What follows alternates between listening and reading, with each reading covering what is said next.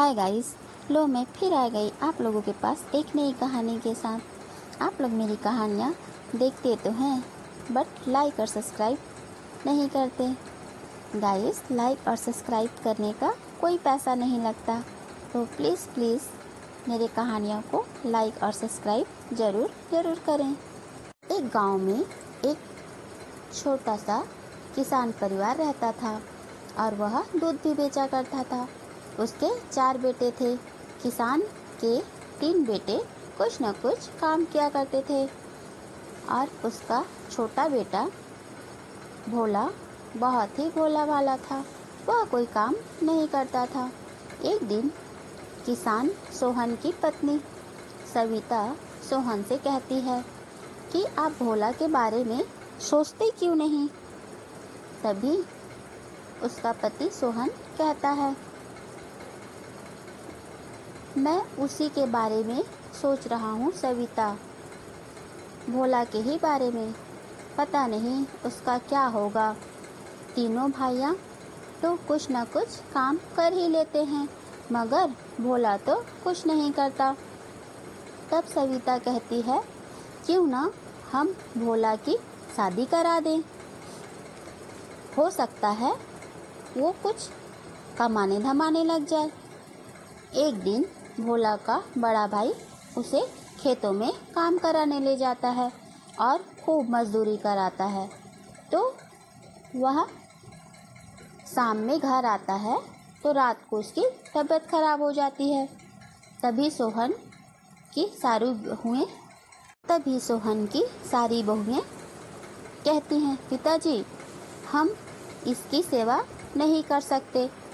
ना जाने कहाँ कहाँ घूमता रहता है और अपनी तबीयत खराब कर लेता है और हम इसकी सेवा करें।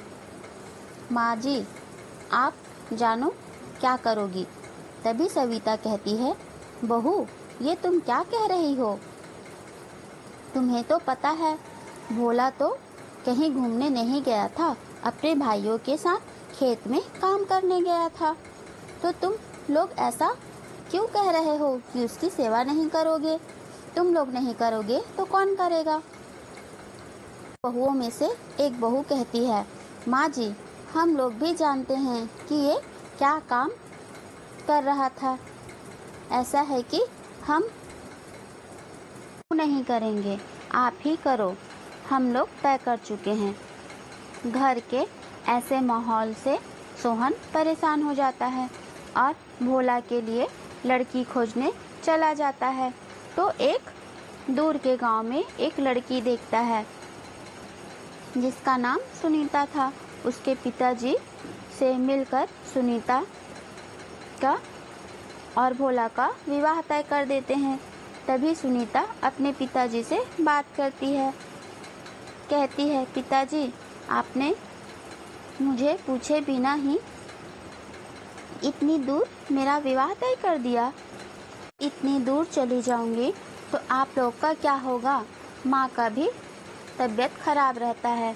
अरे बेटी तू चिंता मत कर, तेरा रिश्ता बहुत अच्छे घर में तय किया है। लड़का भी बहुत भोला भाला है और वे बड़े घर के भी हैं। वहाँ तू खुश रहेगी।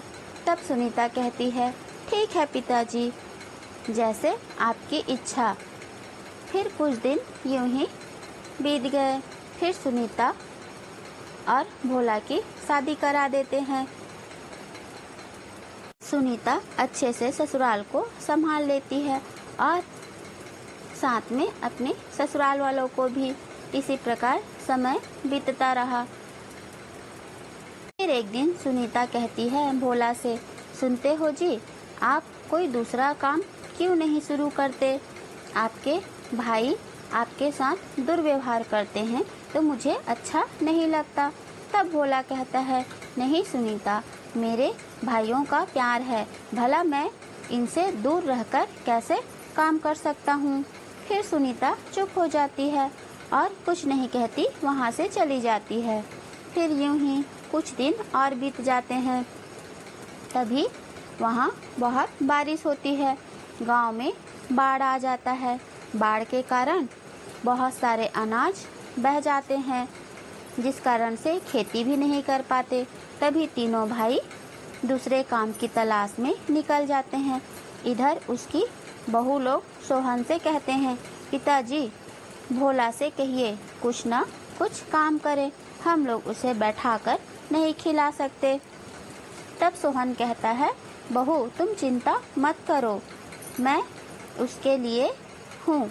तभी उसकी एक बहू कहती है, ये तो खुद यहाँ बैठकर खा रहे हैं, इन्हें क्या कह रही हो। ऐसा कहकर वहाँ से चल देती हैं। इधर सुनीता सारी बातें सुन लेती है तो उसे बहुत बुरा लगता है। वह अपने कमरे में आ जाती है और रोने लगती है। अगले दिन अपने ससुर से कहती है, पिताजी मुझे एक बात की इजाज़त चाहिए आपसे। तब उसके पिताजी कहते हैं, हाँ बेटी कहो ना, क्या बात है। मैं इनके साथ अपने पापा के घर जाना चाहती हूँ। वहाँ जो मेरे पापा के खेत हैं उसमें मेहनत करके गुजारा करना चाहती हूँ। तब सोहन कहता है, क्या कह रही हो बेटी, तुम दोनों यहाँ से चले जाओगे। तब सुनीता कहती है, हमेशा के लिए नहीं पिताजी, पर कुछ समय के लिए हम लोग जाना चाहते हैं। तब उसके पिताजी कहते हैं, ठीक है तुम दोनों की जैसे इच्छा, तुम्हें जो ठीक लगे कर लो। अगले दिन सुनीता अपने पिता के घर निकल जाती है। फिर सुनीता और भोला वहाँ खेती करने लगते हैं। भोला वहाँ खूब मेहनत करता है। वहाँ का खेत बहुत ही अच्छा खाद वाला था, तो उन्हें फसल लगाने में कोई परेशानी नहीं हुई। वे बहुत अच्छे से आलू की खेती करते हैं। कुछ महीने बाद उनकी आलू की फसल बहुत अच्छी होती है। फिर वे लोग आलू को लेकर बाजार जाते हैं, पर इस बार सभी जगह आलू की फसल बहुत अच्छी हुई थी, तो मार्केट में बहुत आलू आए थे, तो आलू के भाव में गिरावट आ गई। भोला कहता है, सुनीता आलू के भाव तो बहुत कम हो गए हैं, अब हम क्या करेंगे। लगता है हमारी मेहनत पर पानी पड़ गया, जो पैसा हमने लगाए थे वह कैसे निकलेगा। तब सुनीता कहती है, आप चिंता ना करें, हम लोग कुछ सोचते हैं। फिर एक आलू उसकी पैर के पास आ गिरता है। वह आलू को गौर से देखती है, फिर कुछ सोचती है।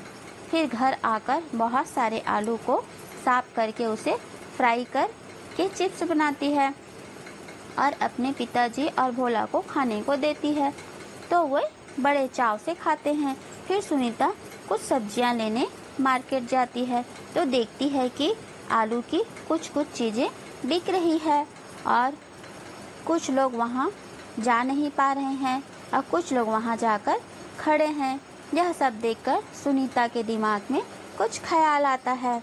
वह मार्केट से आते ही भोला से कहती है कि मैं एक छोटा सा होटल खोलना चाहती हूँ, जिसमें आलू के कुछ पकवान होंगे। फिर वह होटल खोल लेती है, जिसमें आलू चिप्स, फ्रेंच आलू टिक्की। फिर वह होटल अच्छे से चलने लगता है। लोग खाने और पैकिंग कराने के लिए भी वहाँ आते थे। फ्राई राइस उनकी बहुत अच्छे से चलने लगी। यूं ही काम उनका चलता रहा। सुनीता घर में भी काम करती और होटल पर भी जाती। यूं ही दिन गुजरते गया, पर घर का काम करने की वजह से वह होटल थोड़ा देर से खोलती थी। उसे रोज़ होटल खोलने में देर हो जाता था। पर एक दिन आलू आपस में बातें करते हैं, अरे दोस्तों, बेचारी सुनीता की तुम लोग भी मदद करो।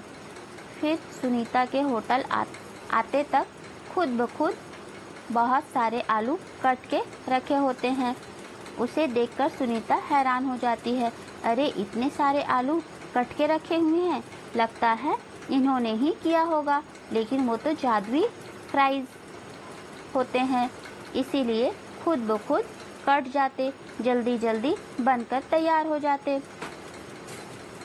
फिर सुनीता उसे कस्टमरों को सर्व कर देती। फिर ऐसे ही बहुत दिन तक चल रहा था।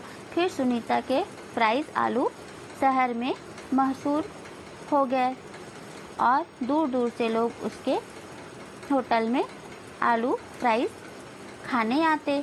दूसरे दूसरे शहर में भी जाने लगे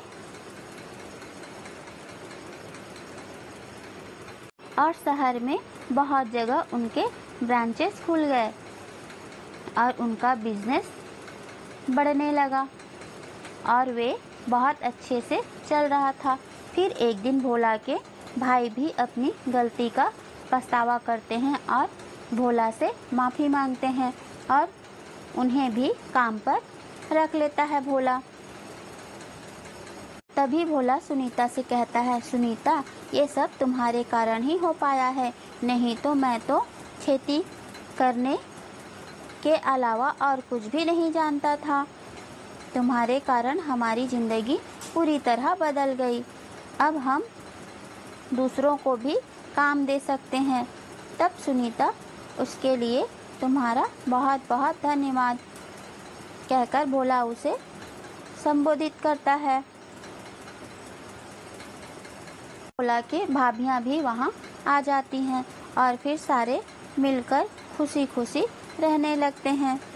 तभी सुनीता कहती है, साथ निभाने की चाहत दोनों तरफ से होनी चाहिए।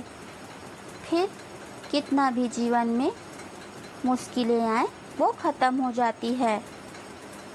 इसी प्रकार की रोचक और रहस्यमय कहानी सुनने के लिए आप हमारे चैनल को लाइक और सब्सक्राइब ज़रूर करें। आप लोगों का एक लाइक मुझे बहुत मोटिवेट करता है कि मैं आप लोगों के लिए और अच्छी कहानियाँ लेकर आऊँ। तो प्लीज़ मेरे कहानियों को लाइक और सब्सक्राइब ज़रूर करें। हाँ, इसमें आप लोगों को कोई पैसा नहीं लगता है, इससे आप खुशी खुशी कर सकते हैं। धन्यवाद।